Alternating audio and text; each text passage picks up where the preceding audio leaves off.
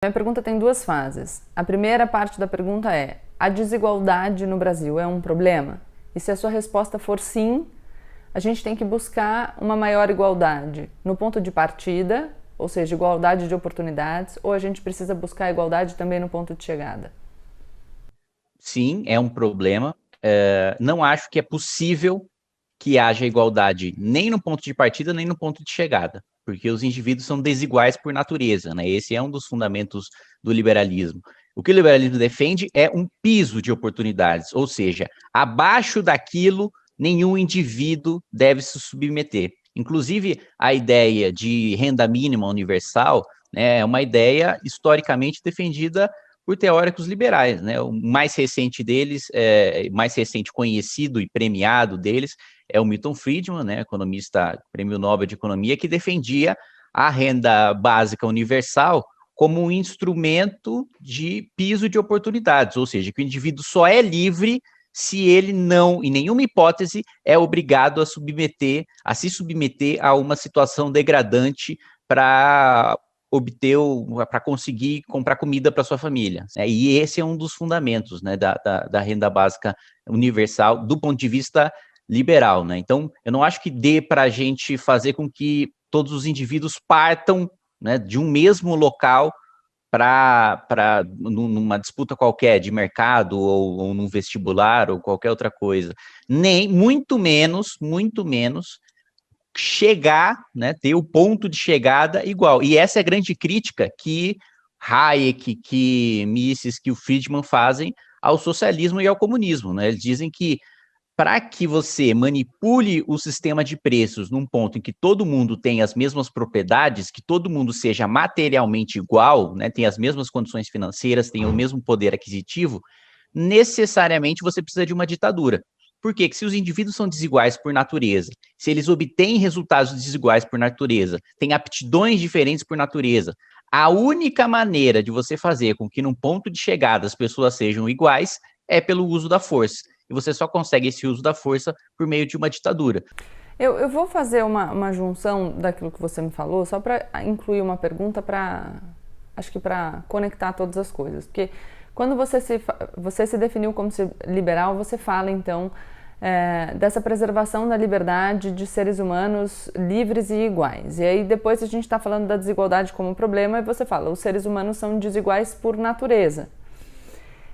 E aí você fala então da ideia de renda básica para que as pessoas não sejam obrigadas a se submeter a situações degradantes. Por que eu quero unir tudo isso? Porque acho que essa visão dos seres humanos como iguais e livres é uma visão de um ideal, de alguma maneira. Porque você mesmo disse, as pessoas são desiguais e a gente tem uma sociedade que se reproduz segundo valores que não são esses valores de pessoas iguais no seu espaço de liberdade há muitos e muitos anos. Então, hoje em dia, o critério de diferenciação das pessoas e, consequentemente, do espaço de liberdade que cada um experimenta é diferente. As pessoas não evoluem ou não no mercado de trabalho só a partir da própria dedicação ou das próprias qualidades, porque a gente tem outros valores que acabam importando na nossa sociedade. Acho que só para talvez você explicar que isso me parece, esse é um norte, mas você vê o mundo que a gente vive hoje, a realidade tal como ela se apresenta, é uma realidade de indivíduos que têm o mesmo espaço de liberdade para se comportar e para buscar, enfim, a realização na própria vida, ou a gente precisaria corrigir esse desequilíbrio que foi produzido por decisões históricas tomadas por seres humanos? Perfeito. Acho importante separar, né, quando a gente fala dos fundamentos filosóficos do liberalismo, a igualdade tem um significado. Quando a gente fala sobre condições materiais, a igualdade tem outro significado, né? O que eu quero dizer com isso? Do fundamento filosófico do liberalismo, as pessoas são iguais do ponto de vista da legitimidade do poder, principalmente da legitimidade do poder estatal. Porque o liberalismo surge para quebrar as monarquias absolutistas, né, para romper o paradigma do feudalismo, né, do poder baseado naquilo, nas suas posses rurais, do poder baseado no seu sobrenome, do poder baseado na religião que você professa, do poder baseado no seu sangue.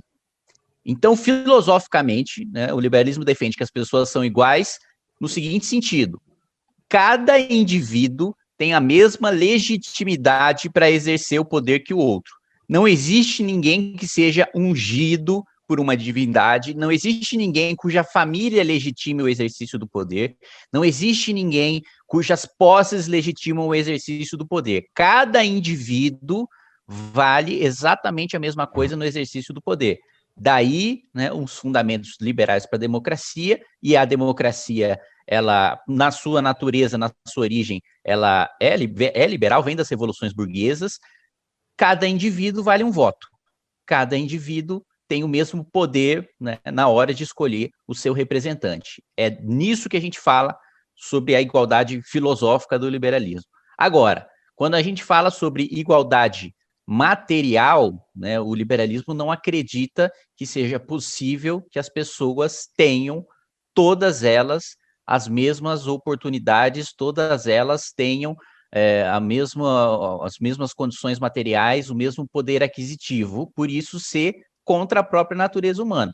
Os seres humanos são desiguais, né? Uma pessoa é completamente diferente da outra. Quando a gente parte para um debate pragmático da realidade de hoje do Brasil, né, o liberalismo, em boa parte das políticas públicas que defende, acredita que os principais problemas sociais e os principais problemas econômicos e de subdesenvolvimento que o Brasil vive hoje são resultado de medidas estatais intervencionistas na vida das pessoas. Por isso, a defesa tão veemente de reformas administrativas, de reformas tributárias, né, para fazer com que a gente tenha um ambiente mais isonômico que faça com que os mais pobres tenham mais acesso, eles deixem de ser espoliados sistematicamente pelo Estado para financiar uma elite ou burocrática ou financeira mesmo, né? Ou de empresários que têm poder de lobby dentro do Congresso Nacional, do Palácio do Planalto, para obter esses benefícios setoriais que são antiliberais. Essa fala de diminuir o tamanho do Estado muitas vezes é interpretada só como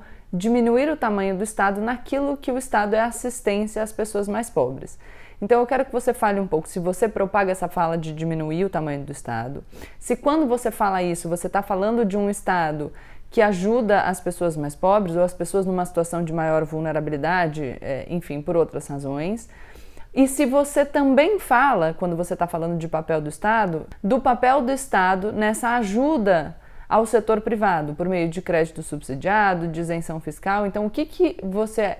Se você usa essa retórica, se sim ou se não, o que isso significa para você, sabe?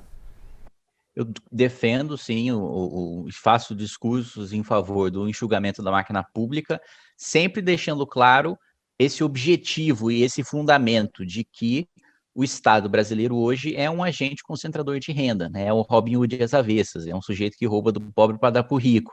E é nesse sentido que eu defendo o enxugamento da máquina pública. É irracional pensar que o nosso orçamento primário é de 1 trilhão e 500 bilhões de reais, e 1 trilhão seja para financiar folha de pagamento.